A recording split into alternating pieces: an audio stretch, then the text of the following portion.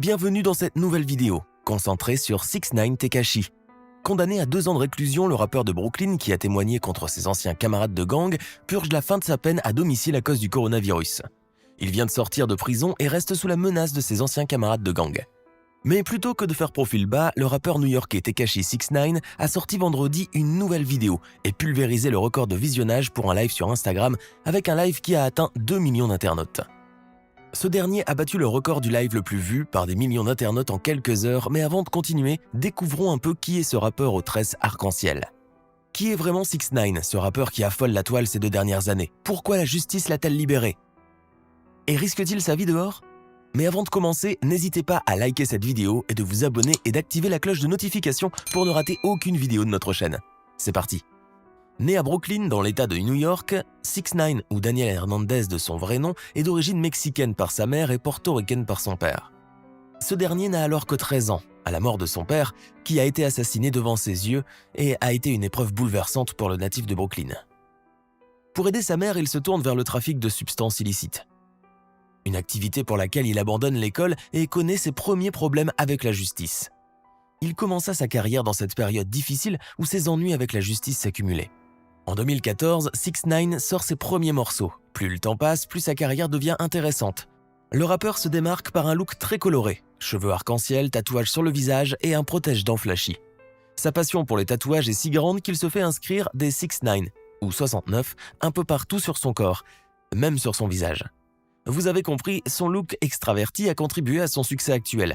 Cette image extravertie permet aux internautes de graver dans leur mémoire ce look inhabituel chez les autres rappeurs, que ce soit par les tatouages, la couleur des cheveux ou les bijoux de trop sur son corps. 3 ans après le début des succès, 2017 est l'année la plus belle dans la carrière de 6ix9ine. Cette année lui a permis de renforcer son image et sa célébrité. Il sort d'abord le titre Gummo, qui a cassé le monde du rap.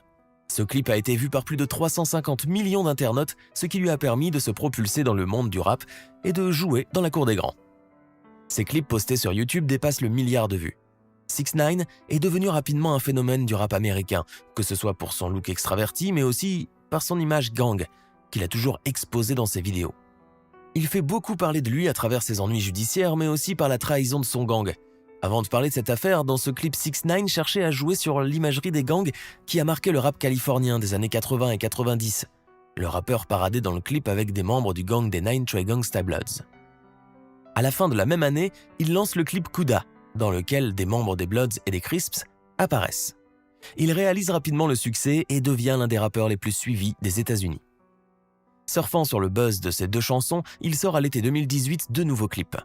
Un avec Nicki Minaj, nommé Fefe, qui compte aujourd'hui plus de 750 millions de vues, et un autre avec Anuel AA, tout proche des 900 millions de vues sur YouTube, un vrai succès. 6ix9ine sort ensuite une mixtape, D69, et un album Dummy Boy. Malgré les critiques sur cet album, il est pourtant certifié disque d'argent au Royaume-Uni et disque de platine aux États-Unis. Plus de 1 million d'exemplaires ont été écoulés. En 2019, le rappeur américain dévoile le titre Bloody en collaboration avec le rappeur français La Crime. Le morceau est sorti en février et approche les 20 millions de vues sur YouTube. Pour ce qui concerne les ennuis judiciaires, 6ix9ine a fait de la prison jeune. Après la période difficile de l'assassinat de son père, le jeune rappeur est mêlé dans une affaire de trafic de drogue. Parallèlement, il commence à découvrir le monde musical. Sa carrière de rappeur démarre sur la plateforme musicale SoundCloud. Il doit composer avec bon nombre d'ennuis judiciaires à cette époque-là. En 2015, il est coupable dans une affaire de détournement de mineurs et réussit à éviter une peine de prison en passant un accord avec la juge. Cette dernière lui interdit de tourner des vidéos à actes sexuels, mais lui dicte qu'il doit écrire une lettre à la victime, qui est âgée de 13 ans, et d'obtenir l'équivalent américain du baccalauréat, qu'il n'a toujours pas obtenu. Lorsque XXXTentacion a été assassiné en juin 2018, beaucoup de personnes ont supposé que 6ix9ine va avoir le même sort. À l'époque, le rappeur de Brooklyn était pris au cœur d'un des clashs les plus médiatisés du rap, avec Chief Keef, poids lourd du rap.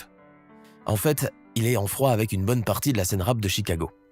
Les clashs et les menaces par réseaux sociaux se multiplient. 6ix9ine serait ainsi mêlé à une fusillade visant l'un de ses rivaux, le rappeur de Chicago. Le 22 juillet 2018, l'artiste de 23 ans se fait kidnapper et passer à tabac par une personne décrite comme un ancien membre de son gang des Bloods. 6ix9ine se fait dérober pour $800 000 de bijoux et $20 000 en cash. Dans ses clips et ses sorties, Tekashi 69, 23 ans, a revendiqué son appartenance aux Nine Tribal Bloods, un des gangs les plus dangereux de New York. Il a surtout posé avec les couleurs du gang au bandana rouge, sans oublier son exposition des armes. Quand le FBI a procédé à une énorme opération d'arrestation du gang en 2018, le rappeur aux cheveux arc-en-ciel a été arrêté.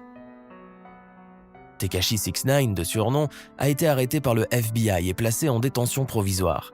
Il est visé par 17 chefs d'accusation, dont racket en bande organisée, possession d'armes à feu, vol à main armée, préméditation de meurtre et trafic de drogue.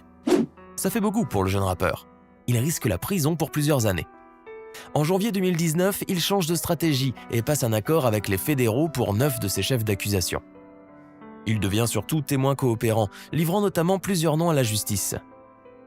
69, Daniel Hernandez de son vrai nom, risquait plus de 37 ans de prison. Pour réduire sa peine, il a accepté durant les investigations de coopérer avec le tribunal et de balancer tout ce qu'il savait, ou presque, sur sa bande.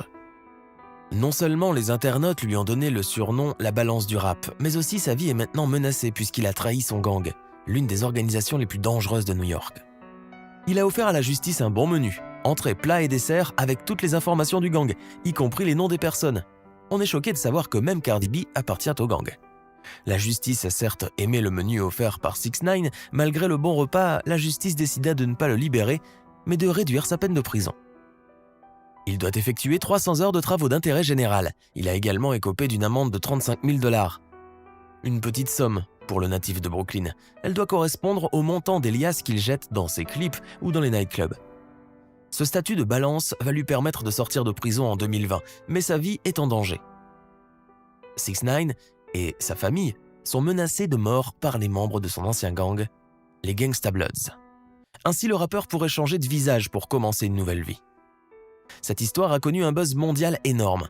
Le coût marketing derrière était potentiellement énorme. Les maisons de production s'arrachaient pour pouvoir signer 69. Ils avaient prédit l'énorme buzz à la sortie de prison. La preuve, son ancien label 10K Projects lui a fait signer un énorme contrat de 10 millions de dollars pour 2 albums, un en anglais et l'autre en espagnol. Une sortie mouvementée. Tekashi 69 est sorti de prison il y a quelques semaines. Condamné à passer 2 ans en prison, l'épidémie de coronavirus qui a particulièrement touché certaines prisons du continent lui a permis d'obtenir un aménagement dans son domicile. Sa date de sortie avait été avancée au mois d'août 2020 pour bonne conduite. Finalement, il terminera ses dernières semaines de prison chez lui.